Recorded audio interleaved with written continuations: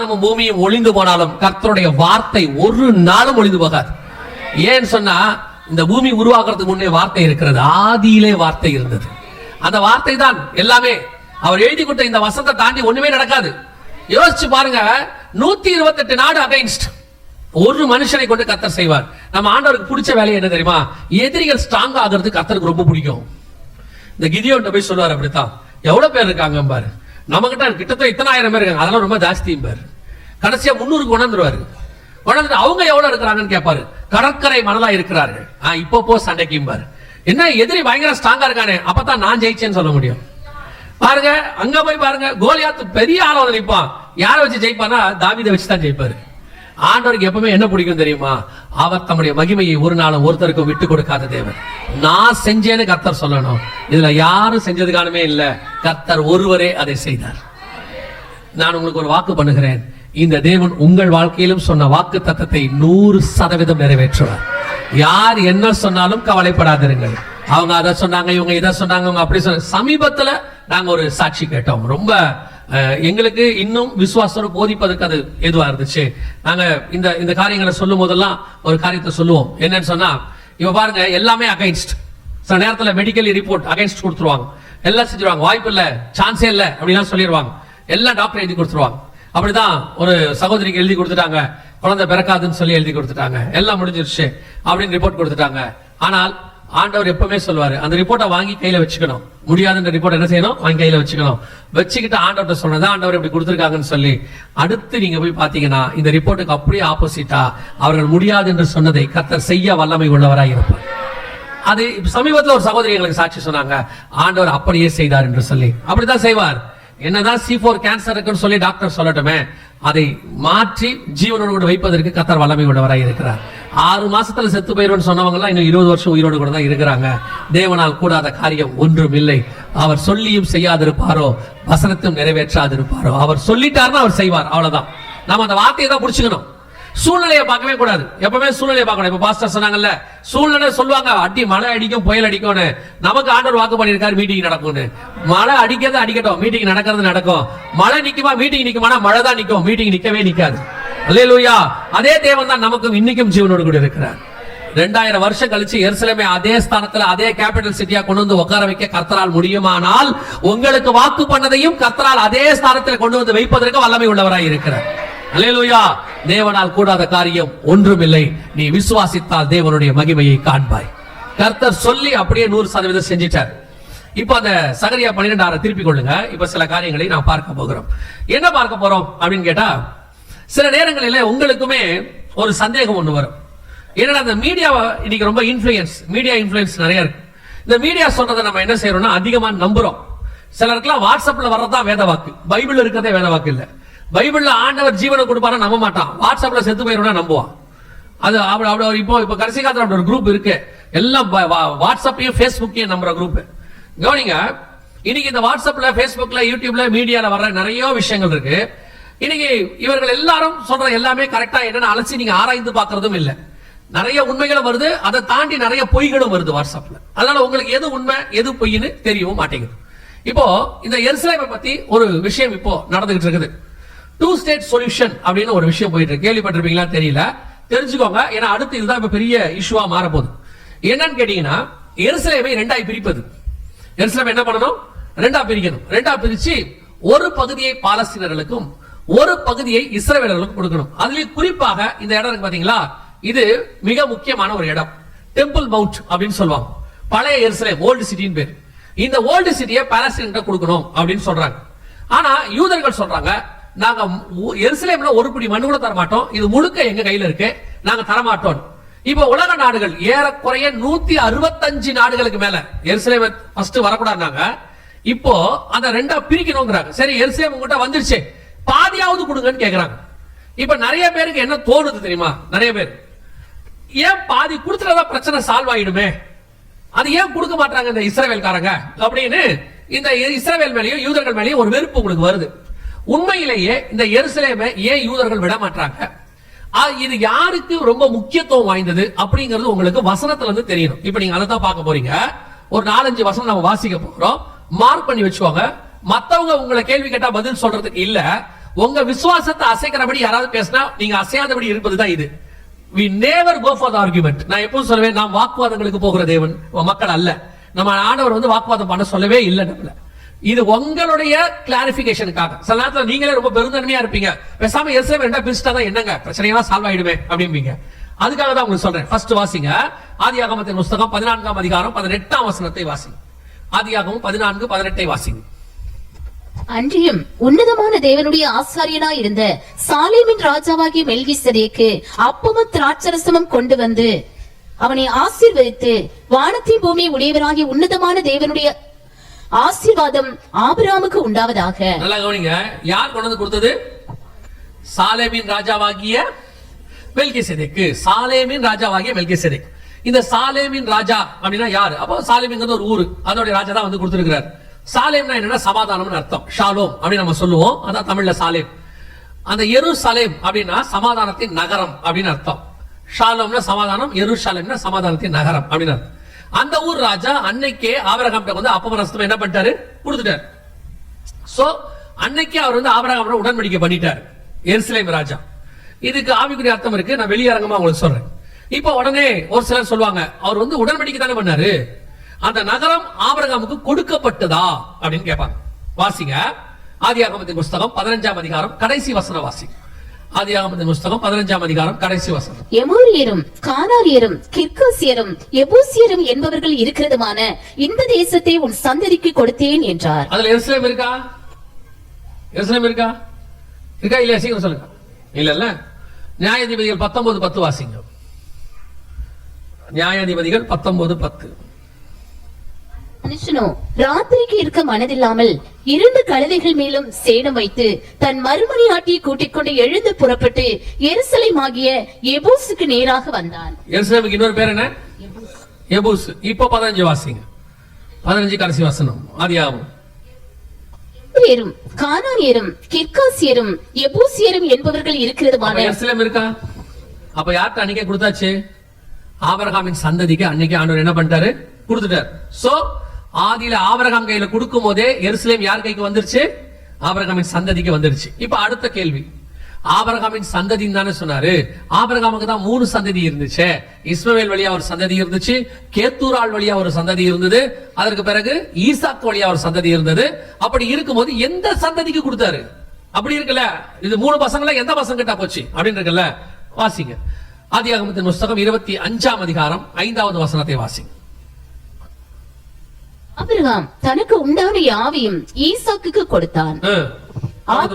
ஆபிரகாமுக்கு இருந்த மறுமணியாட்டிகளின் பிள்ளைகளுக்கோ ஆபிரகாம் நன்கொடைகளை கொடுத்து தான் உயிரோடு இருக்கும் போதே அவர்களை தன் குமாரனாகிய ஈசாக்கை விட்டு கிழக்கே போக கீழ் தேசத்துக்கு அனுப்பிவிட்டான். தெளிவா இருக்கு. எல்லாருக்கும் நன்கொடைகளை கொடுத்து அனுப்பிவிட்டார். ஈசாக்குக்கோ தனக்கு உண்டான எல்லாவற்றையும் கொடுத்தார். இருக்கா? அப்ப ஈசாக்கையில தான் மொத்தமும் போயிருக்கு.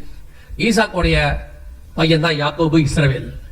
இஸ்ரவேலுடைய 4வது பையன் தான் யூதர்கள். அந்த யூதா வம்சத்தில் வந்த தாவீது தான் ராஜா, எருசலேமில் அரசாண்டான்.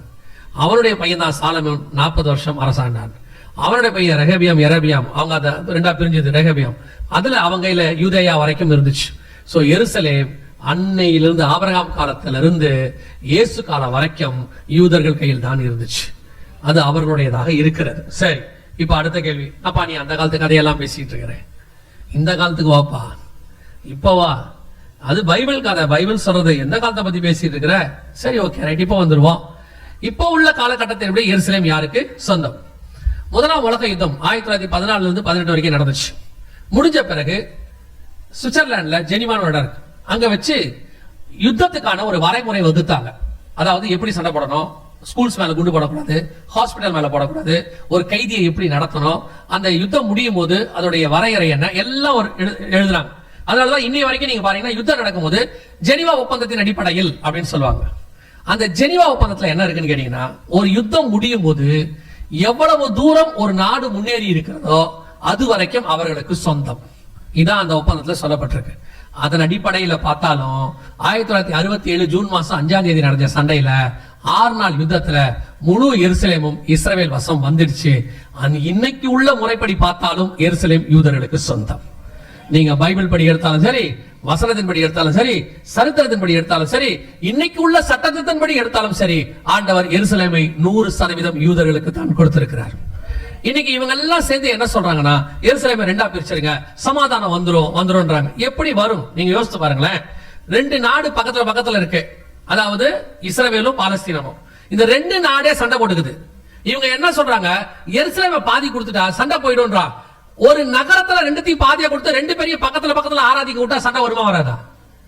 பக்கத்து நாடு இருந்தாலே சண்டை வருது, பக்கத்து வீட்டுல இருந்தா சண்டை வராது. எப்படி வராம இருக்கும்? இவங்க அதைத்தான் இன்னைக்கு சொல்லிட்டு இருக்காங்க. அதை விட இந்த எடுத்து கொடுக்கணும்னு சொல்ற பெரிய மனுஷங்க இருக்கிறாங்கல்ல, எருசலேமை பாதி கொடுத்துறாங்க. இவன் எவனோ அவன் நாட்டுல ஒரு குட்டி கூட தர மாட்டான். எவனோ அவன் எல்லையில கொஞ்சம் கூட என்ன செய்ய போறது இல்ல, தர போறதுமே இல்ல. எருசலேம் தானே எடுத்து கொடுத்தா போகுது. நீங்க நிறைய பேர் நம்ம சொல்றான், இஸ்ரவேல பாதி கொடுத்துட்டா என்னதாங்க பிரச்சனை, எங்க உங்க பார்க்கிங்க கொடுங்கல. பக்கத்து வீட்டுக்காரன் பைக் நிறுத்தினா உங்களுக்கு கோவம் வருது தானே? உங்க பார்க்கிங்க கொடுக்கறதுக்கே உங்களுக்கு மனசு வரல, அவன் எருசலேமை பாதியா பிரிச்சு கொடுத்துடணுமா? நல்லா கவனிச்சு கொள்ளுங்க. இப்போ சொல்றேன், எருசலேமில் ஒரு பிடி கூட யார் கைக்கும் போகாது. அது கர்த்தர் யூதர்களுக்கு வாக்கு பண்ணினது. அது முழு இஸ்ரவேலும் எருசலேம் கையில் தான் இருக்கும். நான் வசனத்தை வச்சு சொல்றேன். உடனே நீ எருசலேமில் பயங்கர அனுதாபியா? எருசலேமில் அனுதாபிலாம் கிடையாது. எனக்கு யூதர்களை பிடிக்கும், அவ்வளவுதான். ஒவ்வொருத்தரும் பிடிக்கிற மாதிரி எனக்கு யூதர்களை பிடிக்கும். காரணம், ஆதியிலே நம்முடைய பைபிளை கொண்டு வந்து கொடுப்பதுக்கு கர்த்தர் அவர்களை தான் பயன்படுத்தி இருக்கிறார். ஒரு சிலர் கேட்டாங்க, இயேசு கிறிஸ்துவ யூதர்கள் தானே சிலுவையில் அறிஞ்சாங்க, நீங்க ஏன் அவங்களை நேசிக்கிறீங்க? எங்களை அடிக்காதவன் எவன் இருக்காங்க உலகத்துல? கிறிஸ்தவர்களை அடிக்காத நாடு எது இருக்கு? சரி, இயேசு கிறிஸ்துவ யூதர்கள் அறிஞ்சாங்க, கிறிஸ்தவர்களை அடிக்காத நாடு எது இருக்கு? எங்களை பொறுத்த வரைக்கும் எல்லோரையும் நேசிக்க சொல்லி இயேசு சொல்லி இருக்கிறார். அத்தனை பேரையும், மணிப்பூர்ல இருக்கிறவங்களையும் நாங்க நேசிக்கிறோம், 2008 ஒரிசால இருந்தவங்களையும் நாங்க நேசிச்சோம், இப்ப யூதர்களையும் நேசிக்கிறோம், எல்லாரையும் நேசிக்கிறோம். எங்களை யார் ஆண்டவர் எல்லாரையும் தான் நேசிக்க சொல்லி இருக்காரு. எல்லாருக்காக தான் நம்ம ஜெபம் பண்றோம். இதுல ஏன் நம்ம நேசிக்க கூடாது யூதர்களை? எருசலேமுக்காக ஆண்டவர் வேண்டிக் கொள்ள சொல்லி இருக்கிறார், நாம் வேண்டிக் கொள்ளத்தான் வேண்டும். அல்லேலூயா. வேதம் சொன்னபடி எருசலேம் இன்னைக்கு அவர் கைக்கு வந்துருச்சு. யூதர்கள் இஸ்ரவேல் என்றால் 3 முக்கியமான காரியம் இருக்கணும்னு சொன்னேன். ஒன்னு ராஜா இருக்கணும், இன்னொன்னு தலைநகரம். இப்ப 2 வந்துருச்சு. இப்ப 3வது மிக முக்கியமானது ஒன்று வர வேண்டும். என்ன வரணும்னு கேட்டீங்கன்னா, எருசலேம்ல தேவாலயம் வர வேண்டும். இவங்களுக்கு ஏற்கனவே 2 தேவாலயம் இருந்துச்சு பாருங்க. இது அவங்களுடைய முதலாவது இருந்த தேவாலயம். சாலமோன் கட்டின தேவாலயம் இருந்துச்சு. இந்த சாலமோன் கட்டின தேவாலயத்தை தான் நேபுகாத்நேச்சார் இடிச்சார்னு சொல்லி நம்ம பார்க்கிறோம். நம்ம ஆண்டவர் ஆலயத்தை கொண்டு வருவதற்கும் ஒரு காரணம் இருக்கு, இடிக்கப்படுவதற்கும் ஒரு காரணம் இருக்கிறது. சொல்றது புரியுதா? தாவீது ஆசைப்பட்டான ஆண்டவர் ஆலயத்தை என்ன பண்றாரு? சாலமோனை வச்சு கட்ட வைக்கிறாரு. இடிக்கப்படுவதற்கு என்ன இருக்குது?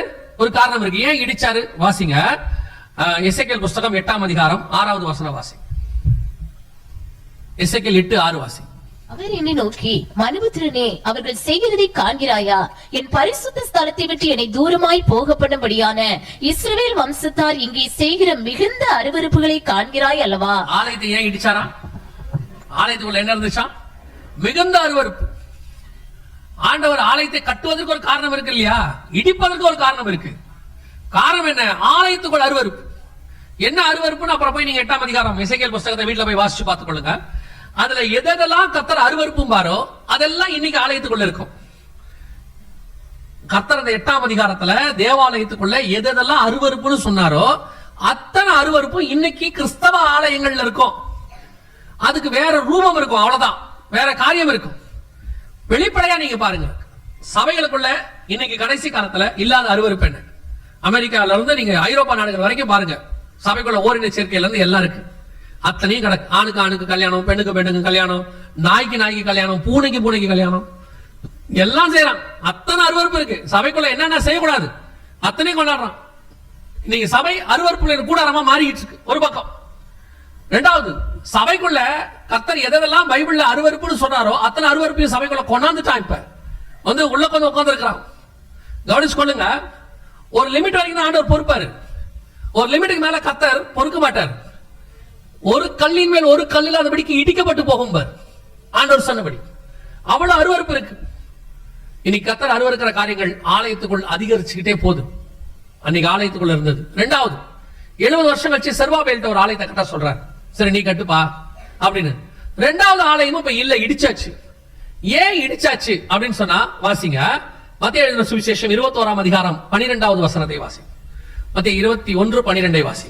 இயேசு தேவாலயத்தில் பிரவேசித்து ஆலயத்திலே விற்கிறவர்களும் கொள்ளுகிறவர்களுமாகிய யாவரையும் வெளியே துரத்தி காசுக்காரருடைய பலகைகளையும் புறா விற்கிறவர்களின் ஆசனங்களை கவிழ்த்து என்னுடைய வீடு ஜெப வீடு எனப்படும் என்று எழுதியிருக்கிறது, நீங்களோ அதை கள்ளர் குகை ஆக்கினீர்கள் என்றார். ஆலயம் என்னவா மாறிடுச்சு? Business centre. இன்னைக்கு ஆலயத்துக்கு பேரே சென்டர்னு மாறிட்டு இருக்கு. Business centres. சபை ஆராதிக்கிற ஸ்தலம் இல்லை, இப்ப வியாபார ஸ்தலம். சபையில விற்காத பொருள் என்ன? இருக்கிறதுலே பிரதானமா விற்கிற பொருள் இயேசுநாதர். அவர் தான் இன்னைக்கு இருக்கிறதுலே பிரதானமான பொருள். கவனிச்சு கொள்ளுங்க. ஆலயம் என்பது ஆராதிப்பதற்கான இடம். ஆவியோடும் உண்மையோடும் ஆராதிக்கிற ஸ்தலம். இங்க மத்த வேலைகளுக்கு இடமே இல்ல. இங்க உட்கார்ந்துகிட்டு அத்தனை பிசினஸ் பண்றான். எல்லா விதமான காரியங்களும் இங்க நடைபெறுகிறது. கேட்டா அவங்க சொல்றாங்க, இதுல என்ன தப்பு இருக்குன்றா. இப்ப யோசிச்சு பாருங்க, எருசலேம் தேவாலயத்துல புறா வித்தது தப்பா சரியா? தப்பு. ஏன் தப்பு? புறா எதுக்கு வித்தான்? பலி செலுத்துறது தானே வித்தான். பலி செலுத்த வராங்க, வரவங்களுக்கு புறா வாங்கி பலி செலுத்துறதுக்கு ஈஸியா இருக்கும், அதானே? இதுல என்ன தப்பு இருக்கு? வர விசுவாசிக்கு வசதியா இருக்கட்டுமே தானே வச்சான். இதுல என்ன தப்பு இருக்கு? ஆனா இயேசுநாதர் தப்புன்னு சொல்றாரு, சவுக்கியத்துல அடிக்கிறாரு. எதுக்கு இந்த பலி கான்செப்ட் வந்ததுல? அவன் எதுக்காக பலி கொண்டு வந்தான்? ஆண்டவர் கொண்டு வந்தாரு. அவன் வீட்டுல ஒரு புறா வளர்த்து, அவன் வீட்டுல ஒரு ஆட்டை வளர்த்து, அந்த ஆட்டை கொண்டு போய் அவன் பலி கொடுக்கும் போது, ஒரு வருஷம் நான் வளர்த்த ஆடு என் பாவத்துக்காக சாகுதே, ஐயோ இனி நான் பாவம் செய்யாம இருக்கணும்ன்ற ஒரு உணர்வு வரணும் தான் அவர் ஆட்டை பலி கொடுக்க சொன்னார். இவன் என்ன பண்ணிட்டான்? ஆட்டை நல்ல ஒரு பாய் கிட்ட சொல்லிட்டான், நீ ஆட்டை ரெடி பண்ணி வை, அப்படியே சர்ச்சுக்கு வந்து வாங்கிக்கிறேன். அப்புறம் புறா கார்ட்ட சொல்லிட்டான், சர்ச்சில் புறா விற்கிறார் ஜாக்கப் கிட்ட சொல்லிட்டான், ஜாக்கப் பிரதர் புறா எடுத்து வைங்க, நான் அப்படியே வாங்கிட்டு அப்படியே பலி கொடுத்துறேன். அங்க போனா ஜாக்கப் பிரதர் சொல்றாரு 2 புறா 3 பணம். அவர் சொல்றாரு லாசர் கடையில 2 புறா 2 பணம். என்ன சொல்றீங்க? இதெல்லாம் எங்க நடந்துட்டு இருக்குது? ஆலயத்துக்குள்ள நடந்துட்டு இருக்குது. இன்னைக்கு ஆலயத்துக்குள்ள இல்லாத பிசினஸா, ஆலயத்துக்குள்ள இல்லாத வியாபாரமா, ஆலயத்துக்குள்ள இல்லாத ஏலமா, எல்லாம் தான் நடக்குது.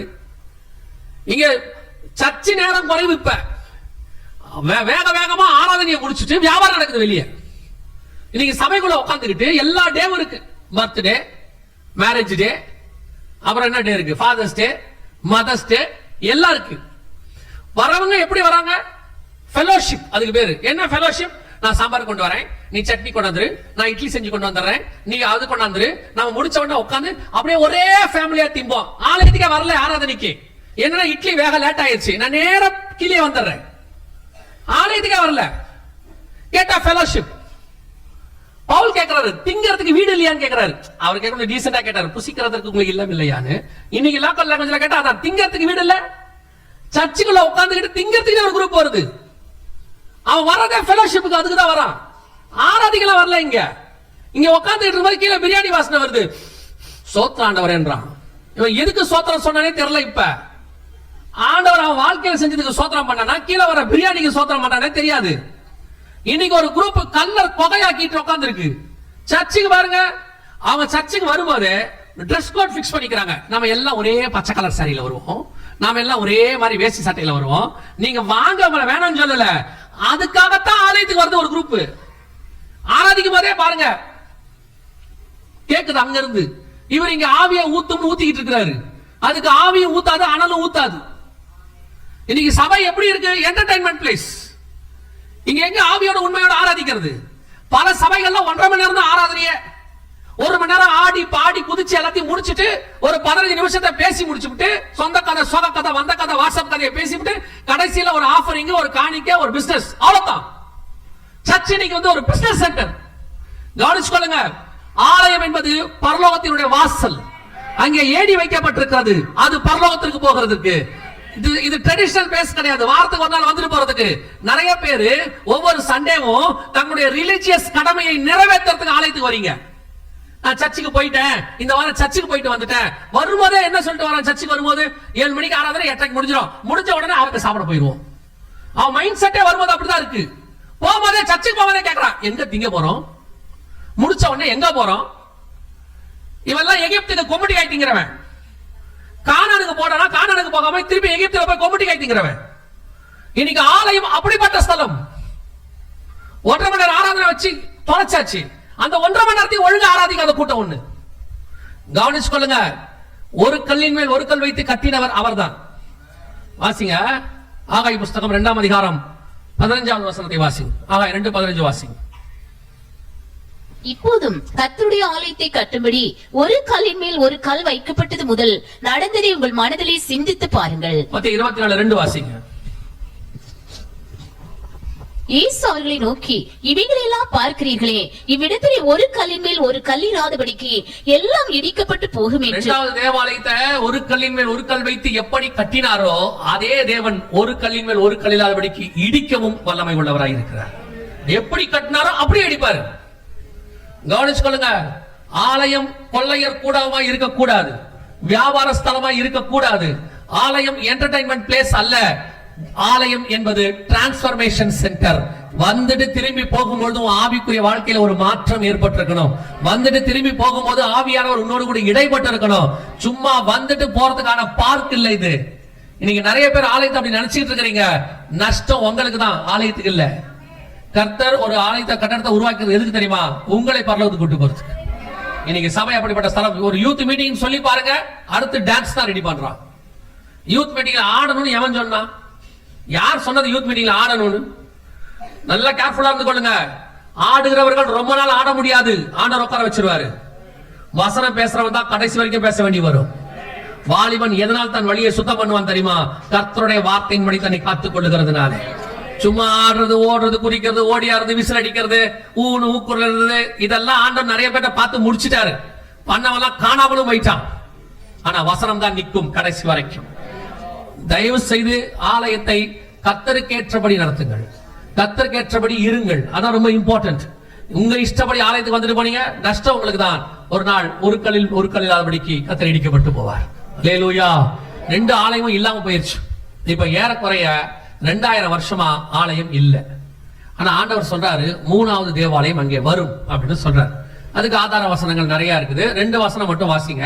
மத்தேயு சுவிசேஷம் 24ஆம் அதிகாரம் 15வது வசனத்தை வாசிங்க. மேலும் பாழாக்குகிற அருவருப்பை குறித்து தானியேல் தீர்க்கதரிசி சொல்லி இருக்கிறானே, வாசிக்கிறவன் சிந்திக்க கடவன். நீங்கள் அதை பரிசுத்த ஸ்தலத்தில் நிற்க காணும் போது யூதேயாவில் இருக்கிறவர்கள் மலைகளுக்கு ஓடி போக கடவர்கள். அதாவது இயேசு சொல்றாரு கடைசி நாட்களிலே வருகைக்கான அடையாளம்னு கேட்கும் போது பரிசுத்த ஸ்தலம்னு ஒண்ணு இருக்கணும் சொல்றாரு. அப்ப பரிசுத்த ஸ்தலம்னா ஆலயம் இருக்கணும் அப்படின்னு அர்த்தம். 2வது வாசிங்க. தானியேல் புஸ்தகம் 9ஆம் அதிகாரம் 27வது வசனம் வாசிங்க. அவர் ஒரு வாரம் அளவும் அநேகருக்கு உடன்படிக்கையை உறுதிப்படுத்தி அந்த வாரம் பாதி சென்ற போது பலியும் காணிக்கையும் ஒழிய பண்ணுவார். அப்ப பலி காணிக்கை இருக்குன்னா கண்டிப்பா என்ன இருக்கணும்? ஆலயம் இருக்கணும்னு அர்த்தம். 3வது தேவாலயம் வரணும். எந்த இடத்துல வரணும்னா இந்த இடத்துல தான் வரணும். இதான் பேர் டெம்பிள் மவுண்ட். அதுக்கு படத்துக்கு பேரு என்னது? டெம்பிள் மவுண்ட் அப்படின்னு பேர். இந்த ஆலயம், இந்த இடத்துல 3வது தேவாலயம் வரணும். ஆனா ஏற்கனவே ஒரு வழிபாட்டு தலம் அங்கே இருக்கு. அவங்களுடைய மிக முக்கியமான வழிபாட்டு தலம் இருக்கு. இப்போ இந்த இடத்துல 3வது தேவாலயம் வருவதற்கான காலம் நெருங்கிருச்சு அப்படின்னு சொல்லி நாம் பார்க்கிறோம். எப்படி சொல்றீங்க அப்படின்னு கேட்டீங்கன்னா, இந்த இடத்துல ஒரு சண்டை ஆரம்பிக்கும்னு பைபிள் சொல்றது. இந்த மலையில ஒரு சண்டை ஆரம்பிக்கும் பைபிள் சொல்றது. வாசிங்க. எசேக்கியேல் 38ஆம் அதிகாரம், எசேக்கியேல் 38:8 வாசிங்க. அநேக நாட்களுக்கு பிற்பாடு, இந்த வசனம் அண்டர்லைன் பண்ணிக்கோங்க. அநேக நாட்களுக்கு பிற்பாடு நீ விசாரிக்கப்படுவாய். பட்டயத்துக்கு நீங்களாக்கி பற்பல ஜனங்களிலிருந்து சேர்த்துக் கொள்ளப்பட்டு வந்தவர்களின் தேசத்தில் கடைசி வருஷங்களிலே வருவாய். கடைசி வருஷங்களிலே வருவாய். நெடுநாள் பாழாய் கிடந்து பிற்பாடு ஜாதிகளிலிருந்து கொண்டு வரப்பட்டவர்கள் எல்லாரும் சுகத்தோடே குடியிருக்கும் இஸ்ரவேலின் மலைகளுக்கு விரோதமாய் வருவாய். இஸ்ரவேலின் மலைகளுக்கு விரோதமாய் நீ வருவாய். இந்த சண்டை வரும். இன்னும் ஒரு இடத்துல கூட இருக்கு. அப்படியே எசேக்கியேல் 39 அடுத்த அதிகாரம் 2வது வசனம் வாசி. நான் உன்னை திருப்பி உன்னை 6 துறடுகளால் இழுத்து உன்னை வடபுறங்களிலிருந்து எழும்பவும் இஸ்ரவேல் மலைகளில் வரவும் பண்ணி. இங்க வரணும். ஒரு தடவைக்கு 2 தடவை ஆண்டவர் சொல்றாரு. இதனுடைய இந்த மலையில தான் அது வரணும். ஏன்னா இஸ்ரவேல் மலைகள்ல மிக முக்கியமான மலை இது. இதுதான் டாப் மோஸ்ட். இந்த மலைக்கான சண்டை தான் 2023 அக்டோபர் மாசம் 7ஆம் தேதி ஆரம்பிச்சது. இதுக்கு பேரு ஆபரேஷன் அல்-அக்ஸா ஃப்ளட் அப்படின்னு சொல்லுவாங்க. இதுக்கு பேரு ஆபரேஷன் அல்-அக்ஸா ஃப்ளட். அப்படின்னா என்னன்னா, அந்த இடத்துல இருக்கிறதுக்கு பேரு அல்-அக்ஸா, இதுக்கு பேர் அல்-அக்ஸா ஃப்ளட்னு பேரு. இந்த சண்டை ஆரம்பிச்சிச்சு 2023 ஆரம்பிச்சது. எதுக்காகனா, அந்த மலை எங்களுக்கு வேணும் அப்படின்னு அவங்க ஆரம்பிச்சாங்க, ஹமாஸ். இப்போ அந்த மலையை நாங்க விட மாட்டோம்னு இவங்க சண்டை ஆரம்பிச்சாங்க. இந்த சண்டை ஆரம்பிச்சு அது அப்படியே பெருசாக தொடங்குச்சு. எந்த அளவுக்கு பெருசாச்சுன்னு கேட்டீங்கன்னா, இப்போ அந்த எந்த தீர்க்கதரிசனம் நிறைவேறுதுன்னு உங்களுக்கு சொல்றேன். சகரியா 12:6 திருப்பி வாசிங்க. சகரியா 12:6 திருப்பி வாசிங்க. அந்நாளிலே யூதாவின் தலைவரை விறகுகளுக்குள்ளே எரிகிற அக்கினி அடுப்புக்கும் நல்லா கவனிங்க. வைக்கோல் கட்டு இந்த ப்ராபசி எல்லாம் நீங்க கொஞ்சம் தெளிவா படிச்சாதான் புரியும். எருசலேம் திரும்பவும் தன் ஸ்தானமாக எருசலேம்ல குடியேற்றப்பட்ட அந்த வசனத்துல இருக்கு. எருசலேம் தலைநகரம் ஆகிற அந்நாளிலே, திருப்பி அந்த வசனத்தை வாசிங்க. இப்ப அந்நாளிலே யூதாவின் தலைவரை, அன்னைக்கு இருக்கிற யூதாவின் தலைவர் யாருன்னு பார்க்கணும். எருசலேம் திரும்பவும் தன் ஸ்தானமாகிய எருசலேம்ல குடியேற்றப்பட்டிருக்கும். அன்னைக்கு இருக்கிற யூதாவின் தலைவர் யார் அப்படின்னு பாத்தீங்கன்னா பென்யமின் நெத்தன்யாகு. இப்ப இருக்கிறவர். அந்நாளிலே யூதாவின் தலைவரை பென்யமின் நெத்தன்யாகுவை வாசிங்க. விறகுகளுக்குள்ளே எரிகிற அக்கினி அடுப்புக்கும் வைக்கோல் கட்டுகளுக்குள்ளே எரிகிற தீவெட்டிக்கும் ஒப்பாக்குவேன். அவர்கள் வலதுபுறமும் இடதுபுறமாக புறப்பட்டு, இதான் இங்க நடக்குது. இப்ப வலதுபுறமும் இடதுபுறமும் எல்லா பக்கம் போறாங்க. காசா பகுதிக்கு போறாங்க, வெஸ்ட் பேங்க் மேற்கு கரை பகுதிக்கு போறாங்க. தொடர்ந்து வாசிங்க. சுற்றிலும் இருக்கிற எல்லா ஜனங்களையும் பட்சிப்பார்கள். ஹிஸ்புல்லா மேல போறாங்க, சிரியா போறாங்க, ஈரான் வரைக்கும் போறாரு. எல்லாரும் கேக்குறாங்க, ஏன் பென்யமின் நெத்தன்யாகுவுக்கு மட்டும் இப்படி ஒரு தாட்? இதுக்கு முன்னாடி இருந்த எந்த பிரதமரும் இப்படி இல்லையே, ஏன் இவர் இப்படி பண்றாரு? அவர் அதுக்கு தான் ஆண்டவர் கொண்டு வந்திருக்கிறார். அவருடைய எதுனா சுற்றிலும் இருக்கிற எல்லா ஜனங்களையும் எல்லா பக்கமும் வரணும். இது இந்த வார் எங்க போய் முடியும்னா எசேக்கியேல் 38 நீங்க வாசிச்சது, மலைகளுக்கு விரோதமா அவங்க ஆரம்பிச்ச பிறகுதான் இவர் ஆரம்பிச்சாரு. ஆரம்பிச்சு இப்ப இந்த யுத்தம் போகுது. இந்த யுத்தம் என்ன ஆகும் அப்படின்னு கேட்டீங்கன்னா, இந்த மலையில 3வது தேவாலயம் வர்ற வரைக்கும் இந்த யுத்தம் நடக்கும். 3வது யுத்தம் வரைக்கும் நடக்கும். இந்த யுத்தம் நடந்துட்டு தான் இருக்கும். நடுவுல 2 பீஸ் டீல் வந்துச்சு. ஒன்னு ஈரானோட, இன்னொன்னு ஹமாஸோட பீஸ் டீல் போடும் போதே நாங்க எங்களுடைய ப்ரோக்ராம்ல சொல்றோம், இது நிரந்தரமானது இல்லை. ஏன்னா எருசலேமுக்காக யுத்தம் ஆரம்பிச்ச போது எருசலேம் யாருக்கும் டிசைட் ஆயிருந்த யுத்தம் நின்னுச்சு. யூதர்களுக்கு வந்த பிறகுதான் நின்னுச்சு.